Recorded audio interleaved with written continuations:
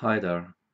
Lately, a lot of people has explained to the world what really happened at the PyCon conference the other week. Each of us has constructed their own scenario for the whole mess. The vast majority of us were not there. We have simply presented the case as we have envisioned it, based upon what we have read and heard from various sources. Each of us told the story we found most likely and to the point, with focus on whatever aspects we found most relevant to our own views and interests. By now, there are hundreds of different versions of what happened, lots of storytelling going on. I guess the seats where the PyCon audience were sitting will live on forever in mythology, just like a certain elevator. My own scenario was a rather bland one. Person A this, person B that. Very little adjectives and judgments. That's because I wanted to divert people's concern away from the whole outrage, and instead towards pondering how cases like this are to be handled in general.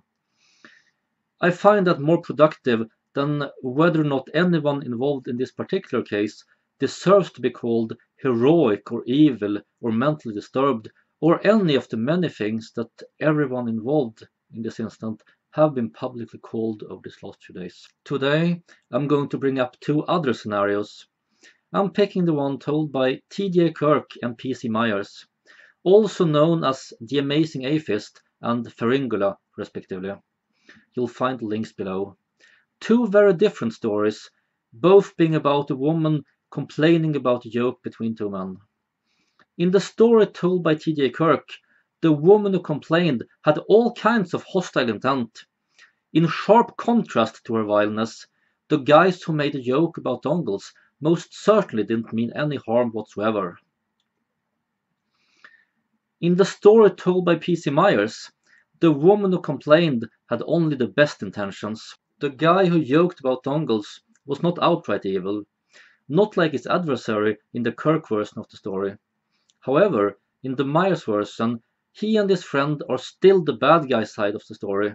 They were not only rude and obnoxious, but also, quote, trying to assert their dudely privilege, end quote, my emphasis.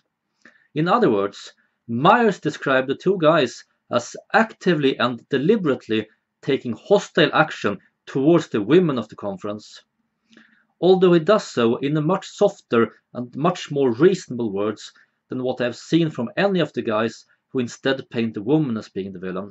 TJ Kirk and PZ Myers are not telepaths. I don't believe that they are.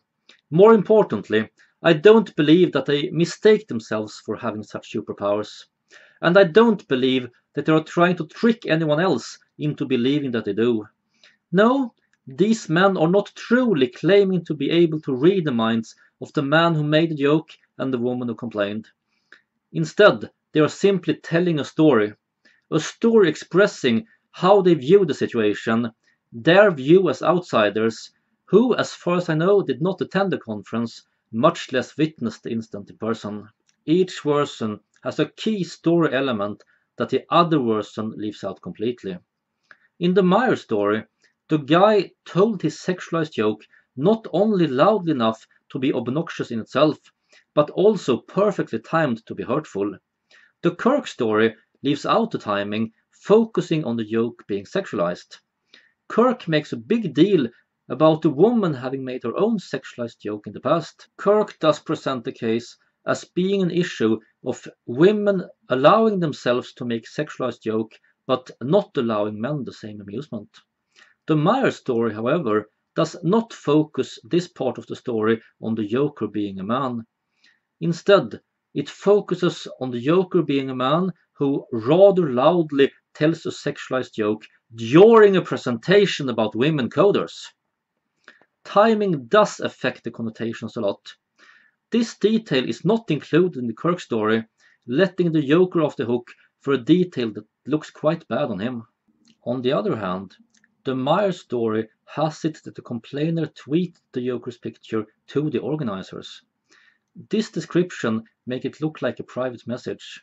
The Kirk story tells us something completely different. He portrayed as broadcasting what basically amounts to, "Hey everyone, look at this guy, he's an idiot, "This is what the bad guy looks like. Here's his photo." To an audience consisting not only of her own 13,000 followers, but also everyone who was reading the official PyCon hashtag. Not including retweets or people forwarding the picture elsewhere, including the complainer herself posting the picture on her blog later. This detail is not included in the Myers story, letting the complainer off the hook for a detail that looks quite bad on her. I don't care whether or not Kirk and Myers hadn't heard about these details or left them out on purpose. It's not their job to be impartial, and their real interest is hardly with the individual case anyway. Let's go back to their storytelling and to what they are really telling us. Myers is telling us that a person who calmly sent a complaint to the staff at the conference should not be criticized for that, much less hated. Every conference participant has every right and reason to politely stand up against any other participant perceived as belittling other participants or breaking the rules. In many cases, it is even an admirable action which helps making the conference a better place. Kirk, on the other hand, is telling us that it is not cool to work up an outrage in order to draw attention to yourself. It is not cool to narcissistically believe that everything revolves around you. And it's not cool to publicly humiliate a random guy, even if you have a valid reason to be angry at him or to have a very low opinion of him as a person. These are messages I would never make a choice between. Instead, I wholeheartedly agree with both of them. To what extent each message applies to a certain incident at a certain conference, that is none of my business, and none of yours. What is our business, what should be the business of you and me and everyone else, is how these two messages are handled in the future. Each message has applied to many cases in the past and will apply to many cases in the future. There will always be people who are rude, obnoxious, disrespectful, and so on. They need to be handled, no matter whether they intended to behave badly or not. In fact, all humans make mistakes sometimes, and sometimes need to be called out on their bullshit. No exceptions. There will also always be people who use loopholes in rules and social conventions to get away with harming and terrorizing other people. There will always be people who, given the chance, elevate themselves to being a self-appointed police, judge, jury, and executioner, all rolled into one. There will always be people who see the world as revolving around them, as individuals or as whatever collective they identify with. Those who organize conferences need to listen to stories such as the ones told by PZ Myers and TJ Kirk, realizing that both kinds of cases do happen and are likely to eventually happen at the very conference they are organizing. The rules need to cover both kinds of bullshit. As for PyCon, they are doing just that. They already had rules against the sort of behavior the heroine of the Myers story complained about, and they are now also adding rules against the kind of public shaming described by TJ Kirk. Good work, PyCon. Speaking as someone who has held speeches at several Pride festivals over the years, I would like to add that I am strongly opposed to the practice of filming or photographing enemies, as well as other antics popular among extremist groups of various kinds. Taking a photo to show the conference staff is one thing.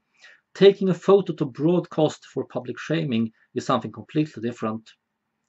If we accept that kind of behavior from someone who does it for a cause we consider to be good, then we leave ourselves with very weak arguments when this same tactic is used in the name of some cause that we are not so fond of.